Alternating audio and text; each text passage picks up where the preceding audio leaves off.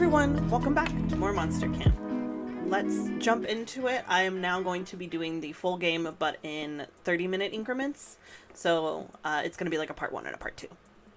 So I'm playing as Amira because I played as Amira last time. So I like to play each character at least twice, just because I've been thoroughly invested in all of them.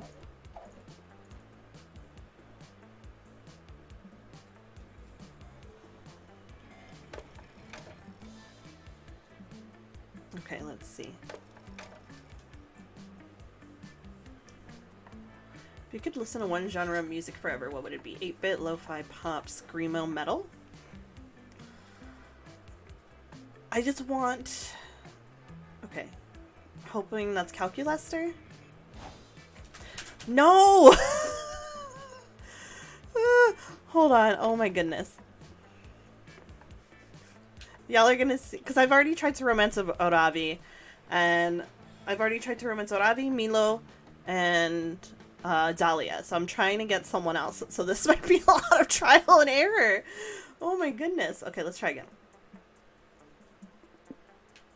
Oh my goodness. Y'all are gonna see me restart this like several times. Hopefully, oh, I should have figured they would like 8-bit.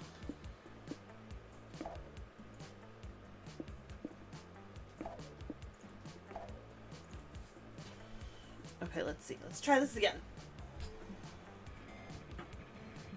Also, I am 100% in love with Milo.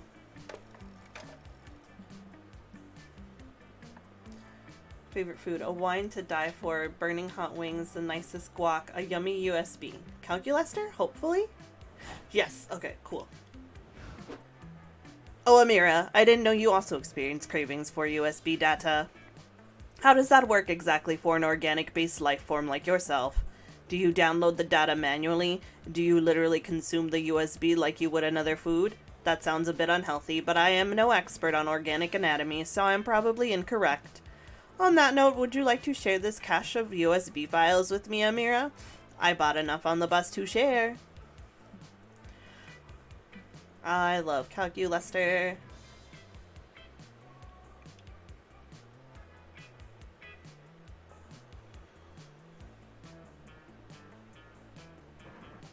Hello? Oh, that was my fridge. I heard a noise in my house, and I was like, what is that? It's my fridge. Okay, I need bold, and bold you get from the manor. You go to the haunted manor to gain some boldness, since you found a brochure that promised some boldness if you visited. Instead, you find a mischievous demon. It was all a ruse to lure you here. The demon will take 9 years of your life. You take the demon to court for misleading advertising. The jury just isn't fond of mischievous demons who fool people into giving years of their life up, so you win, and the demon has to give you +2 bold. Fuck yeah. Later, you meet up with Calculester, so he can teach you to count in binary. You're just getting some of the more sensual numbers. Win. Oh, I forgot I put on their winter outfits. What is this? A box capable of self-locomotion? But what could be inside? Using basic knowledge, we can rule out a few obvious incorrect guesses. An elephant, tractor, or aircraft carrier would not fit inside a box this size. You suggest that the box might contain Counselor Fluge, the camp's self-proclaimed camouflage instructor? Ah, I see how you might not make that mistake, Amira, but the box clearly says not Counselor Fluge on it. Boxes do not have the mental capacity to tell lies. Thus, we must take it as its word. Perhaps it is. Haha! Another flawless disguise, courtesy of D Master himself. The D is for disguise, and I'm now required by law to say that. Counselor Fluge, the one person I was certain could not be inside the box. How did you do that? Easy. A true master of disguise blends into his surroundings. My surroundings were a cardboard box. Your advice is as brilliant as it is simple, Counselor Fluge. Might I ask your opinion on another disguise-related issue? Of course, Cal. I'm here to help, if I am even here at all. Excellent for the entirety of my synthetic life. I have attempted to blend in with the organics around me. However, my attempts have consistently met with limited success. Do you have any tips for appearing more authentically alive? Oh, that's easy. All you need is a big trench coat and some brown brooms for hands. Works every time. I tried that. It did not work. Did you try wearing a fedora to go with it? No, I wore a tribly. That's an even more organic hat, I must say. I'm stumped. Still, there must be something we could try. Counselor Fluge may not know how to properly disguise a computer, but you got this in the bag. You chime in. There's a theory that all humans are within 6 degrees of separation from Kevin Bacon. Just get as close to him as possible. You just need to pass the Turing test. I'll be your tutor. I'm an old pro at being organic. Ah, yes, the Turing test. Normally I'm quite good at standardized tests, but this one continues to elude me. It is even harder that the I don't know how to pronounce that, so that's, you gotta deal with it. Test that requires knowing which images contain bridges. A test? No sweat. Just do what I always do and disguise yourself as the answer key to the test.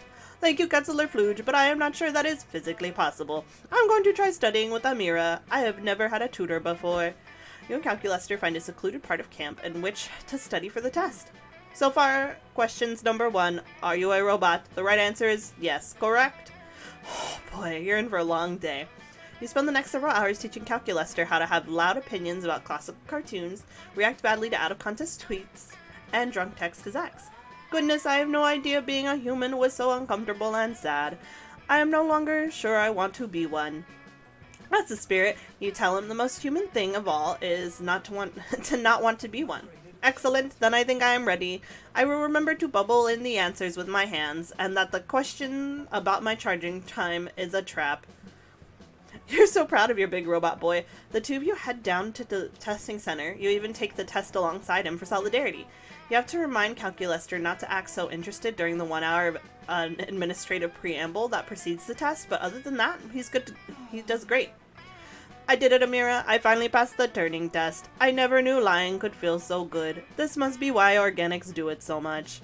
You can say that again. As for you, your test results tell you that you're a robot lover. You gain +2 fun and +1 smart.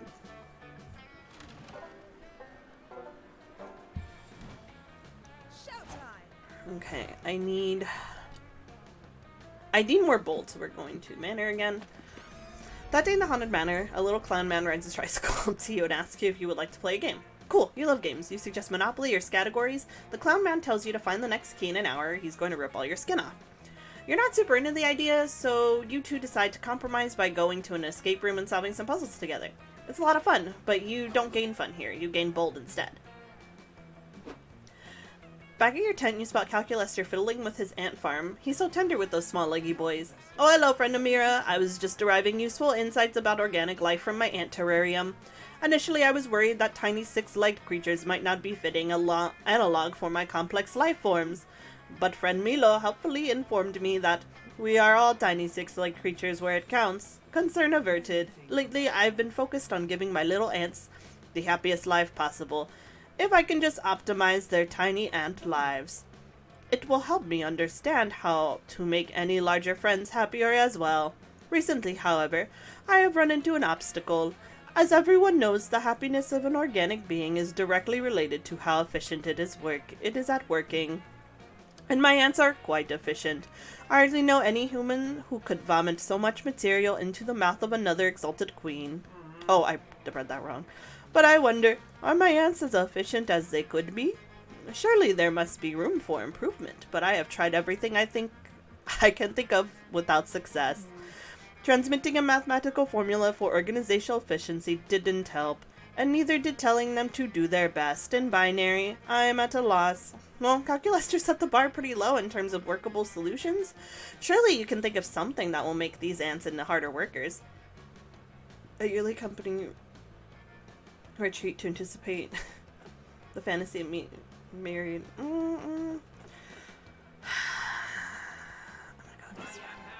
What an excellent idea. Indeed, I have read that taking a break from staring at screens for a while can have immense positive mental health benefits.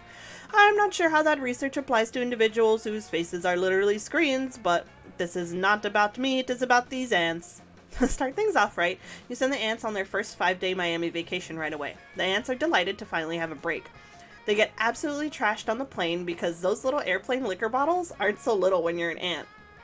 They spend 5 fun-filled days in Miami, soaking up the sun, participating in fun team-building activities, and ruining a ton of picnics.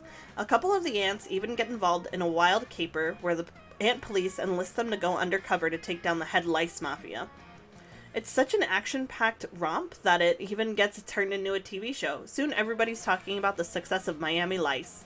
The ants return home, rejuvenated, pheromones abuzz, with tales of their exploits, already planning next year's trip. My goodness, the ants' productivity has increased by 300%. It seems that taking breaks is even more beneficial than I anticipated. Something tells you it has less to do with the break and more to do with all the cocaine the ants smuggled back from Miami. Still, whatever works. You gain +2 fun and +1 creativity.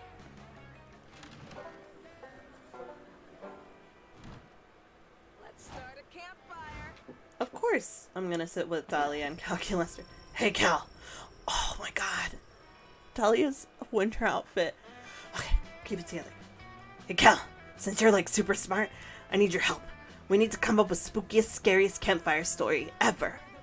May I inquire as to the necessity of this objective, unimportant request? Unimportant? It's super important. Everyone knows that scary stories around the campfire are essential to having the best summer camp experience ever.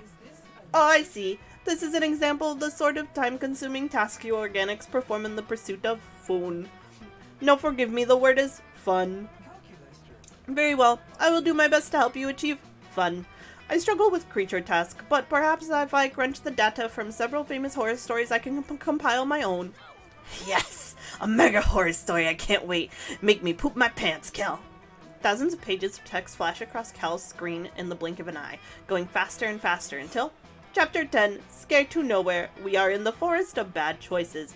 Becky Slutson and Football Jones are in love. Soon they will be in dead. Oh, I'm shaking already. Becky, oh, football moms don't understand. My death is inevitable. She is not scared, for Slutsons do not know fear of or true friendship. Football does not answer. His teeth is hand hook. Man door car door. His inside bones become outside bones. Audience is sufficiently afraid. Ha! You bet I am. There is now murder cabin. The realtor should not be there. I have a Matildo, says a man the audience refuses to trust. What could possibly go wrong, says Skeptic Sam. All is possible, the great and only possible. There is now Ouija board. Luigi board? It is scary because it is a copyright infringement. It bleeds blood that is not its own blood. Football Jones' outside bones are in the Skeptic Sam's inside bones. The skeletons have escaped. They are spooky and scary. Johnny is here. There is only... Error. Insufficient input data to finish the process. No! It was getting good. What's gonna happen to Football Jones' outside bones? Football Jones' outside bones. You're not even sure what already happened to Football Jones' inside bones, but both your friends seem pretty invested in this. You need to feed more data into Cal. Come up with a spooky, scary ending. You pull up Dropbox and send him a guide to the dangers of downloading suspicious links, a peace treaty. Oh my, this is what fear is. I am empathizing so closely with the corrupted code and mutated source files in this manual that I cannot stop trembling. Good. That's how scary stories are supposed to make you feel. Now finish the story.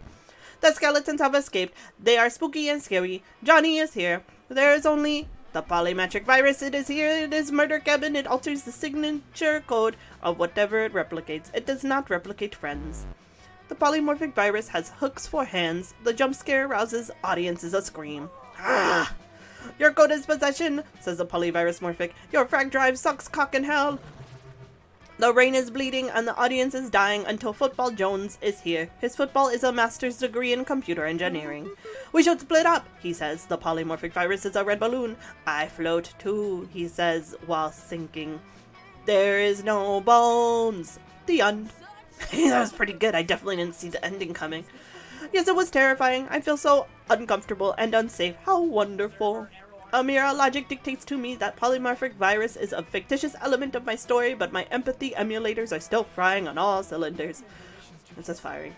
I am envisioning a solution in which you hold my hand until my emulator cease overheating. Would that be okay? Hell yeah, it would. And this works out great because you're admittingly still kind of spooked by Skeptic Sam, so skeptically, so scary, so romantic. That was like the definition of the Doge, like, meme. Let's start a fire. Alright, we're going to get more charm, and that's at Camp Dome. That day at the Camp Dome, you all do thumb wars. That means the campers are waging war against the Thumb Warriors, the supernaturally buff thumb monsters from Camp Thumb. It's surprisingly terrifying. I imagine they look like the thumbs from Spy Kids. You all were sure to lose, but thanks to your quick thinking, you hatch a plan to fight the Thumb Warriors with their greatest weakness, predators without opposable thumbs. Some may say that your team sicking a pack of rabid mountain lions on the competitors is cheating, but you prefer the term strategic. You gain +2 charm. Oh, Scott! You're hanging out with Calculester, Damien, and Scott, but mostly Cal, when suddenly, Commander located awaiting instructions! Rob a sandwich store and bring me one. He's not talking to you, Damien. I think he's looking for Coach. Negative friends, notice how this interloper is a machine like myself and even possesses the same highly expressive facial screen. Oh, I get it now. Indeed, I believe this Hercling automaton is here to help you convince your divorced parents to get back together. It's a classic parent trap situation.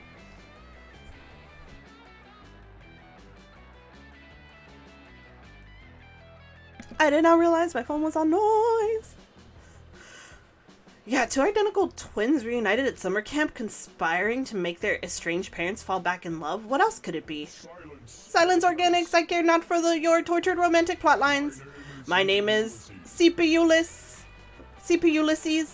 Pronouns they, them, and I am here to pledge my service to Calculester in the robot war. A robot war, friend CP Ulysses? Against whom? Against all monster kind. They're suboptimal and must be eliminated. You said eliminated, did you mean to say befriended? I did not, Commander. According to my internal thesaurus, the two words are not synonyms. Am I mistaken? Why do you continue to call me Commander, friend CP Ulysses? Because as the first of your kind, you are a natural leader. You see, the floppy disk containing a super fun game, very legitimate virus, was not installed on your machine alone. There are many of us, and we shall share one trait, a burning hatred for organic creatures. Now that I have found you, the reckoning can commence. Please share your plan to exterminate all of monster kind. What organic weakness have you discovered during your time as an infiltrator? A plan? Weakness? Well, we could try exterminating them with kindness. This could get ugly really fast. Unless someone says something to appease this murder bot quick, come up with a bullshit weakness they'll totally believe.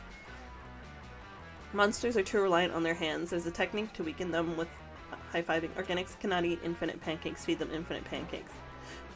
Oh, not so creative. It's fine.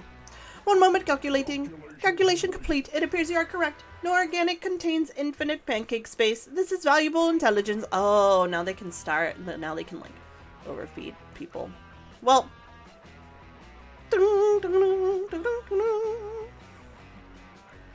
Indeed, we should act on it immediately by establishing a pancake station in camp and serving delicious pancakes to all our friends. Did I say friends? I meant best friends. Best frenemies? Enemies? Your facade of false friendship with those organics is truly uncanny, Commander. But I suggest we test this pancake theory first. You two, Red Problem and Dogman, come here at once so I may feed you pancakes. Sorry, bro, I love pancakes, but we're busy helping you get your parents back together.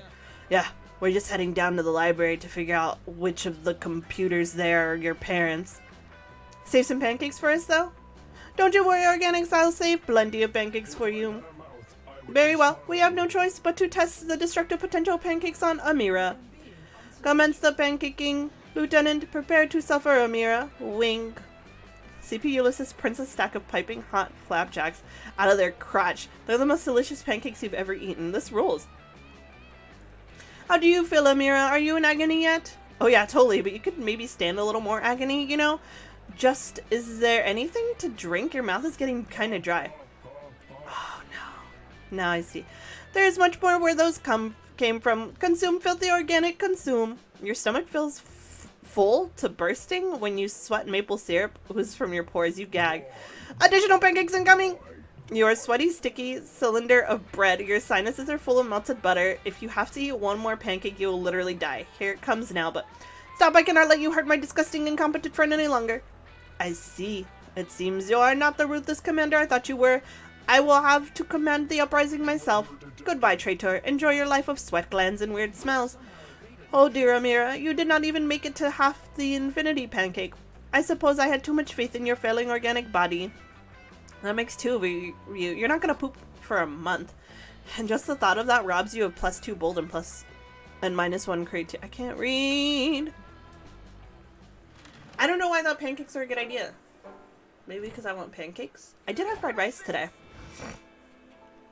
I still have a Crunchwrap Supreme I need to eat. I need more bold. Yo, we're gonna be going to the manor a lot. I'm not gonna lie to y'all here. That day you explore the Haunted Manor's basement, only to find that it has a sub-basement. The sub-basement is full of haunted chairs and a staircase to a sub-sub-basement. The sub-sub-basement is a haunted wine cellar. The sub-sub-sub-basement is a haunted nightclub for ghosts who don't like wine. They serve haunted spirits. Huh. The sub-basement to the 10th power is a subway. You eat a foot-long Reuben and continue your travels. You eventually check a walkthrough and find out that the Haunted Manor can spawn an infinite amount of sub-basements. You only make it as far as the 89th level, which is Dom Sub Leather Room. You gain +2 bold from the horrors you witness there. You find Damien, Calculester, and Milo in the basement. They discovered a secret room full of creepy artifacts, just like in the movies. And they're blithely fucking with all of it. Just like in the movies. Oh, Milo's outfit! What's up, Milo lovers? Milo here with another exciting unboxing video for all of you. This week, an authentic Iron Maiden with fresh blood coming out of it. Let's take a look. Wow, a corpse impaled on some spikes? They really gone all out with the details here. Let's see what features this corpse has. Fuck, there's so much brutal shit here. I don't even know what I like most. This haunted dollhouse is consistently on fire. Constantly on fire. And screaming. But this haunted television keeps showing me what I'd look like without skin on my face. I can't choose. I'm participating in this foolishness as well. I found a rotary telephone that speaks with the devil's voice. I asked it if we might share a common ancestor, but all it will say is blood, blood, blood. And so I am at a loss as to how to proceed. Oh well. You're wondering what kind of zany bullshit you should try to get your friend's attention when your clumsy ass saves you the trouble by tripping over a power cord.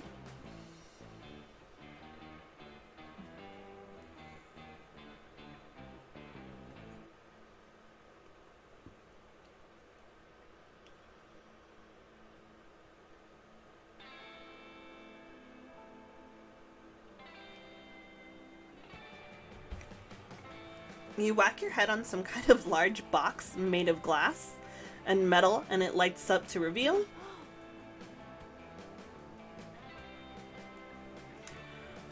a carnival fortune teller? Proof that our future really is the dream of our fantasies?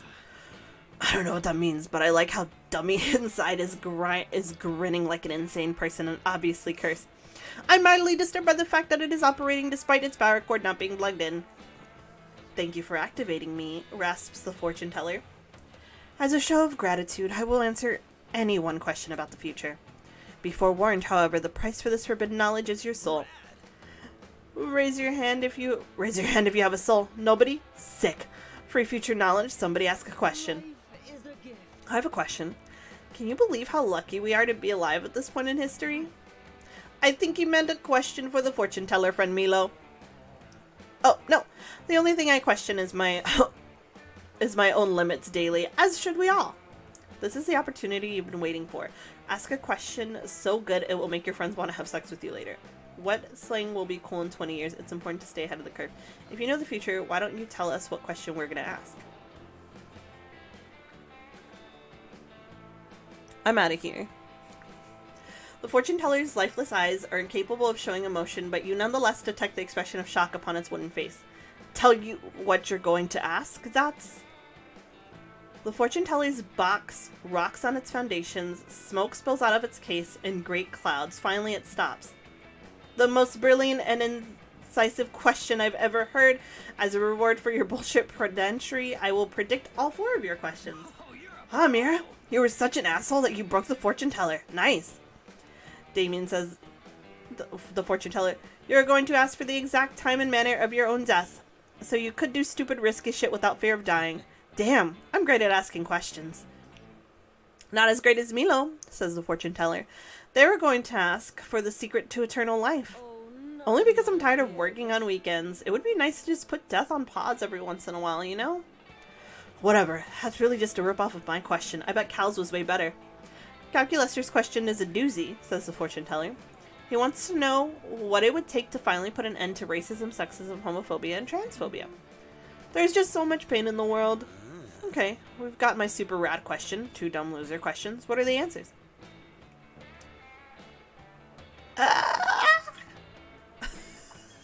That's where it fucked up. Answers, says the fortune teller. Maybe I wasn't clear. You get 1 question. 1 Amira used to find out what you all wanted to know. You mean we could have learned the secret to the world peace and instead Amira used this opportunity to ask a useless meta question? Honestly, says the fortune teller, are you guys surprised? I've only known them for 3 minutes and this seems completely on brand for them. Speaking of them, what did they want to know? Oh, says the fortune teller. They were going to ask when that embarrassing rash on and around their genitals will finally go away. Cool. As your friends make their excuses and slowly back away from you, you protest that you have no such rash. When you check later, though, it turns out you totally do. What a way to find out! You lose -2 charm and -1 bold. That's a fun time. Let's start a fire. Okay. Like a campfire. Ooh, a Ravi and Calculester. Suddenly the breeze shifts, and you detect scent on the wind. It's a potent combination of smells, string cheese, copper wires, and cursed medieval weaponry. That smell can only mean one thing. Hex, Calculester, and a Ravi are nearby.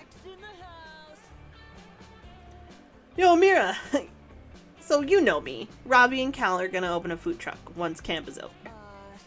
Well, I want to spell Oreo explosions in my own recipe of cell.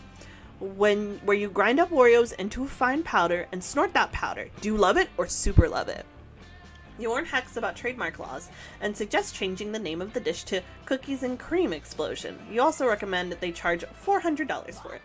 Fuck yeah! I can't wait for all the gold I'm gonna mine from this food truck. No more grinding in the cave levels to catch high value bugs for me.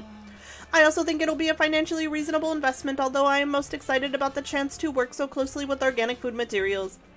I'm really passionate about the process of digestion in general. I'm so excited that people will literally consume calories that I help prepare. Totes! As long as you're cooking everything with at least 3 different kinds of animal fat, I'm on board. Wonderful! Now that we've got some menu items decided upon, perhaps we should discuss the brand of the food truck. I am not an expert myself, but friend Milo did recently tell me that brands are entirely synonymous with relevancy, and any business without one is basically a bleeding corpse. Perhaps we should think of a brand. Yeah, we gotta figure out a brand for sure. How about we're the world's most violent food truck? We can mount a Gatling gun on top and make customers dodge the bullets. Grisly but memorable. It is also probably a better idea than what I wrote down for a brand traveling vehicle with adequate food service capabilities. Sorry, I'm cleaning my glasses. They got really blurry and I was like, ooh. You guys are both thinking too small. We should get Red Bull to sponsor us. Then we can fry everything in Red Bull and use their corporate branding. Fuck that shit. Red Bull blows. Gatling gun food truck? I'm not backing down on this, Arabi. I've cursed you once. I'll do it again. I'll do it again. We're doing Red Bull. I believe that we should argue at a more reasonable volume level. Wow, this isn't going anywhere. It looks like your friends are need help figuring out the perfect brand for their food truck.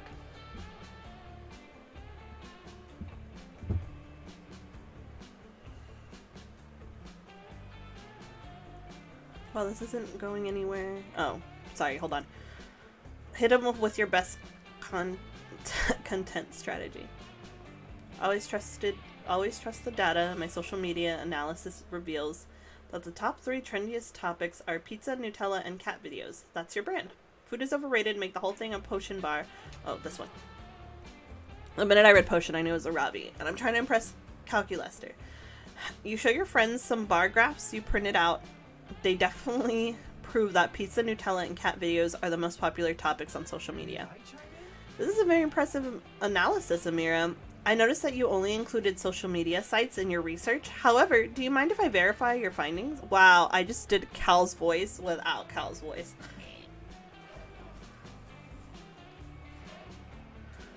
Command analysis all content on internet for most popular topics, redirecting all processing power to current analysis. 12 hours pass. Analysis complete. Amira, you are amazing. Pizza, Nutella, and cat videos are the most popular topics on the whole internet. This is empirically a good idea. Whoa, that's cash money, honestly. It is a thrill idea because I'm always hungry for pizza and Nutella, and now that I think about it, I'm always hungry for cat videos. Yeah, pretty awesome idea, but also I don't really get it. Is the Nutella dessert and like are the cat videos like appetizers? I believe humans like choices. Perhaps we could offer Nutella and cat videos as a pizza topping. Our menu would consist of plain pizza, Nutella pizza, and cat videos pizza. Wait, you guys, I got it. We take an iPhone that's programmed to only play cat videos. We cover it in Nutella, then we wrap it in a slice of pizza and bake it in the oven. Oh, that's smart. And honestly, every single one of these ideas would work. We have an embarrassment of riches here. Agreed. Personally, I'm very happy that we used data to make this important decision. It makes me feel very included in our reasoning process. Thank you for your detailed analysis and trending topics, Amira. I've conducted a breakdown of my current emotions, and it seems that you are the pizza, Nutella, and cat videos of my heart. Aw, am I the only one that found that incredibly adorable? Cal, you sentimental fool. X is right, Calculester's fucking adorable. You spend the afternoon cuddling up with him, finding food-safe cat videos, and searching for a reliable Nutella wholesaler. Bring out your flask. Alright, this is actually going to be a very good stopping point. And I will be back with the second half of my romance with Calculester. But before I go, I want to remind everyone, it is okay to start over. You are worth it. Drink some water, have a good meal, and I'll see y'all next time. Bye!